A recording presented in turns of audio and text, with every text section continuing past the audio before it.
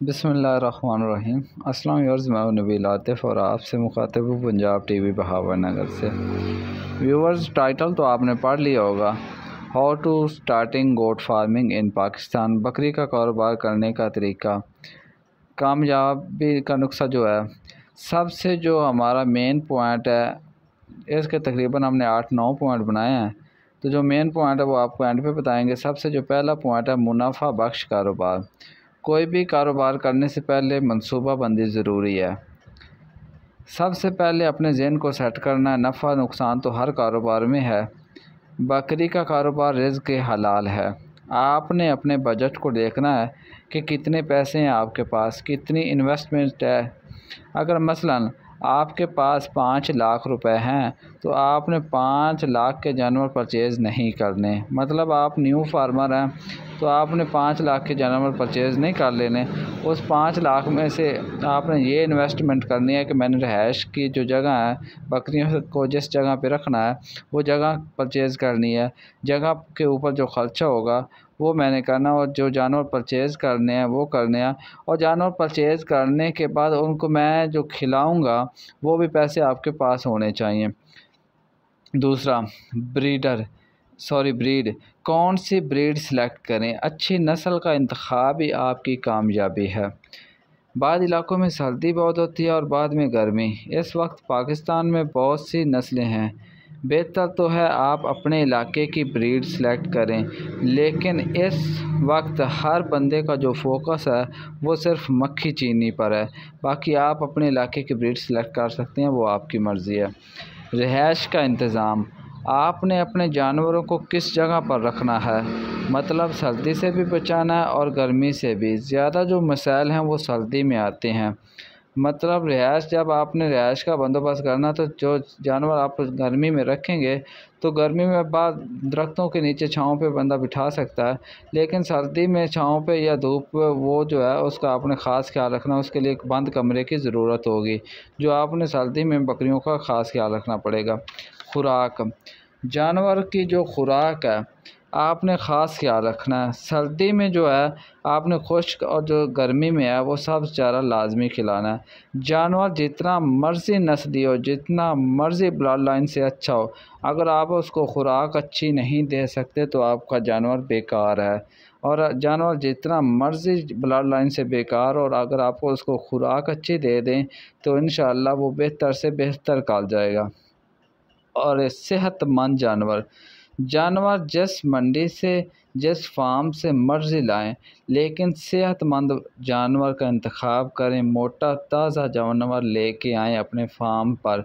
जो जानवर आप लेके आएंगे वो ना, अगर आप स्टार्टिंग करते हैं मंडी पे जाते हैं तो जानवर बीमार लेके आ जाते हैं तो वो जो है आपका कारोबार बेकार जाएगा, आपको नुकसान होगा। फार्म से जाते हैं तो फार्म से भी जानवर जो है वो अच्छा सेलेक्ट करें।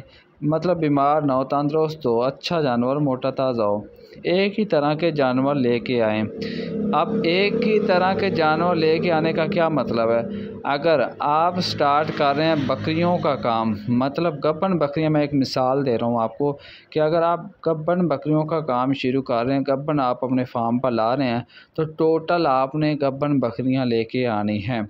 और उसका फ़ायदा ये होगा, अगर आप 4 महीने की बकरी गब्बन लेके आते हैं, ये भी बात एक ख़ास ख्याल में रख लेना, ज़हन में रख लेना कि 4 महीने की आप बकरी गब्बन लेके आते हैं तो जो दूसरी बकरी आप लेके आएंगे वो भी 4 की हो, ना कि वो 2 की हो। अगर वो 2 की लाएंगे, तीसरी 1 महीने की लाएंगे, चौथी 1.5 महीने की लाएंगे, तो इससे आपको काफ़ी सारा नुकसान होगा कि जब बच्चे पैदा होंगे, कोई 1.5 महीने का होगा, कोई 2 महीने का होगा, तो आपको बच्चों को संभालने में बहुत ज़्यादा मुश्किल होगी, उनको खुराक डालने में बहुत ज़्यादा मुश्किल होगी। और सबसे जो मेन बात है, अगर आप एक ही जानवर, मतलब एक ही तरह के लेके आते हैं, खाली बकरियां लेके आते हैं, मैं आपको एक मिसाल दे रहा हूँ, तो उन पे आप ब्रीडर डालते हैं। कोई 10 दिन बाद बकरी क्रॉस हो जाएगी, कोई 20 दिन बाद क्रॉस हो जाएगी। एक ही तरतीब के साथ जब बकरियां क्रॉस होंगी, एक ही तरतीब के साथ जब वो बच्चे देंगी, तो जब आप उनको मंडी में लेके जाएंगे, मार्केट में सेल करने के लिए लेके जाएंगे, उनका वज़न, उनका कद काठ एक ही जैसा होगा, तो वो मार्केट में अच्छी वैल्यू के साथ, अच्छे पैसों के साथ जल्दी सेल हो जाएंगे। ना कि वो एक ऊपर हो एक नीचे हो, मतलब एक छोटा हो एक बड़ा हो, एक काम वज़न में कम हो एक ज़्यादा हो, तो ये आपको नुकसान काफ़ी सारा। और उन बच्चों की जो ग्रोथ करना वो भी मुश्किल है। एक ही तरह के जो बच्चे हैं, एक ही जो वज़न के होंगे, एक ही जो तरतीब के साथ हमारे पास आएंगे, उनको खुराक डालना, उनको अंदर बाहर करना, मतलब सर्दी में गर्मी में वो सब जो है आसान होगा हमारे लिए। कितनी बकरियों से गोट फार्मिंग शुरू करें? सबसे पहले जो आप काम शुरू कर रहे हैं, आपको उसके बारे में इल्म होना बहुत ही लाज़मी है, चाहे जो भी आप मर्ज़ी बिज़नेस करें। दूसरी बात, अगर आपको नहीं पता इस बिज़नेस के बारे में, बकरियों को कैसे रखा जाता है, कैसे खुराक दी जाती है, तो अगर आपके नज़दीक, आपके इर्द-गिर्द अगर किसी दोस्त का फ़ार्म है, अगर किसी दोस्त के पास बकरियां हैं, तो उस फ़ार्म का विज़िट करते रहें। तकरीबन 10 दिन 15 दिन अगर आपको उसकी बकरियों को खुराक का, सर्दी गर्मी का मतलब आपको पता चल जाता है, तो आप उस फ़ार्म को जो है, अपनी ब्रीड को जो है वो सिलेक्ट कर लें और काम शुरू कर दें। तीसरी बात, अगर दोस्त का फार्म नहीं है तो सिर्फ़ एक बकरी से शुरू करें। मैं तो आपको मशवरा दूँगा, सिर्फ़ एक बकरी से काम शुरू करें। एक बकरी की जो खुराक है, उस खुराक को आप देखें, वो बकरी क्या खुराक खाती है, किस तरह पानी पीती है, और उसकी जो रिहाइश है वो मैं किस जगह पे रख रहा हूँ। अगर वो बीमार होती है तो उसको मैं कौन सी जो है दवाई लेके दे रहा हूँ, डॉक्टर कौन सा बुला रहा हूँ। तो अगर उस एक बकरी पर आप कामयाब हो जाते हैं, उस एक बकरी का आपको इल्म हो जाता है कि इसको मैंने इस तरह खुराक खिलानी है, इस जगह इसको रिहाइश देनी है, तो इस एक बकरी का आपको तजर्बा हो गया, तो चाहे फिर आप 10 बकरियाँ रखें या 100 रखें, इंशाल्लाह कामयाबी आपके कदम चूमेगी। और सबसे आखिरी और जो मेन बात है, ये ज़हन में रख लें, सबसे जो आखिरी और मेन बात, ब्रीडर, आपकी नस्ल को बनाने वाला, आपकी बकरियों की नस्ल बनाने वाला, हर फार्मर, हर यूट्यूबर और हर बंदा यही कहता है, नया फार्मर खीरा या 2 दांत बकरा सेलेक्ट करे अपने फार्म के लिए। लेकिन मैं इस बात को तस्लीम नहीं करता, बल्कि नया फार्मर अगर बकरियां ख़रीदता है, मिसाल के तौर पर उसने बकरियां स्टार्ट कर दी हैं ख़रीदनी, परचेज़ करनी जो है स्टार्ट कर दी, उसने 10 दिन के अंदर वो जो है चाहे 20 बकरियां परचेज़ की, चाहे 100 बकरी परचेज़ की, एक ब्रीडर को अगर वो परचेज़ करना चाहता है, जितना टाइम उसने उन 10 या 100 बकरियों पे लगाया है, उतना टाइम ही वो अपने उस एक ब्रीडर पे लगाए ख़रीदने पे।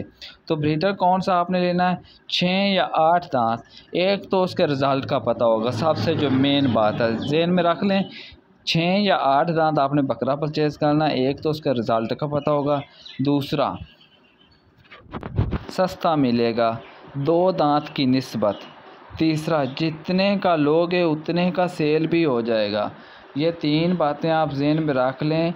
एक तो आपको उसके रिज़ल्ट का पता होगा, दूसरा खीरा या 2 दांत की निस्बत वो आपको सस्ता मिलेगा, तीसरी बात जितने का आप परचेज़ करोगे उतने का सेल हो जाएगा। अब ये बात आई कि हमने जितने का लिया उतने का सेल करना, तो हमें क्या फ़ायदा होगा कि जितने का हम लेंगे उतने का सेल होगा, तो हमें क्या फ़ायदा होगा।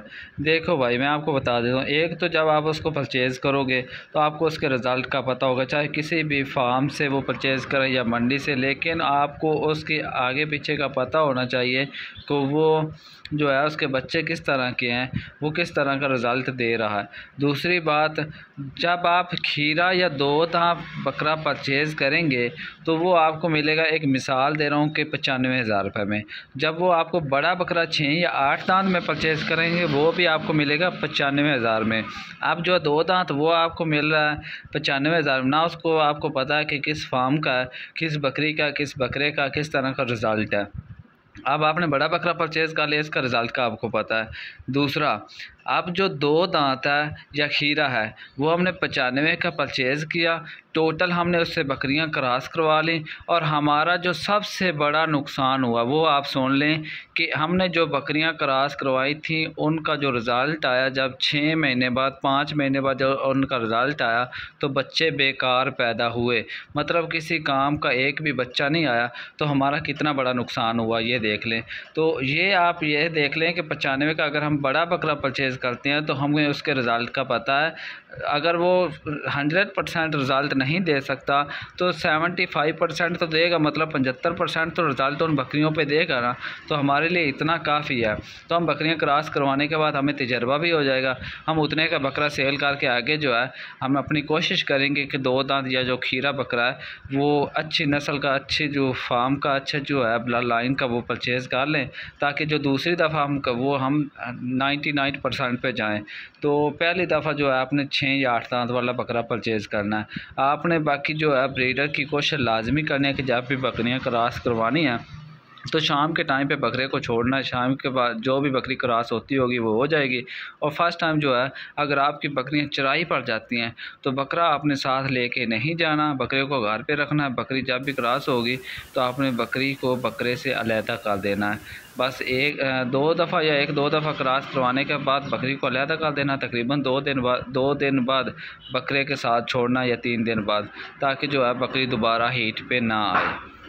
अगर आपको हमारी ये वीडियो अच्छी लगी तो लाइक, शेयर, सब्सक्राइब लाजमी कर दें। इंशाल्लाह आपको मज़ीद इस तरह की वीडियो हमारे यूट्यूब चैनल पंजाब टीवी बहावर नगर पर मिलती रहेंगी। अगर इस वीडियो में कोई भी आपको गलती कोताही नज़र आती है तो सबसे पहले तो माफ़ कर दीजिए। अगर माफ़ नहीं कर सकते तो हम मुझे कमेंट में बता दीजिए, इंशाल्लाह मैं अपनी जो गलती है उसको मैं इंशाल्लाह नेक्स्ट बार जो है ठीक करके इंशाल्लाह आपके सामने पेश करूँगा। बहुत शुक्रिया जी। और इसके अलावा हमारा टिकटॉक आईडी है जिसका नाम पंजाब टीवी बहावर नगर है, उसको भी फॉलो कर लें। माशाल्लाह आपकी जो है मदद से उसके 18-20 हज़ार जो हैं फॉलोवर तकरीबन होने वाले हैं। और इसके अलावा फेसबुक पर पंजाब टीवी बहावर नगर आईडी है, उसको भी जो है फॉलो कर लें, पेज को लाइक कर लें। इंशाल्लाह वहाँ पर भी आपको मंडी की फार्म की जो वीडियो है वो मिलती रहेगी। और दूसरी बात, इंशाल्लाह जहाँ तक मुझे पता है कि बेहतरीन जो मक्खी चीनी का चैनल है, बेस्ट चैनल है, वो यही है। आपको जितनी भी बहावर नगर की अच्छी से अच्छी बकरी है वो हमारे यूट्यूब चैनल पर दिखाई गई है। और अगर कोई रह जाती है तो हम टिकटॉक आईडी पर लाजमी दिखा देते हैं। इंशाल्लाह हमारी कोशिश होती है कि अच्छे से अच्छा जानवर आपको दिखाया जाए। बहुत शुक्रिया। अल्लाह हाफ़िज़।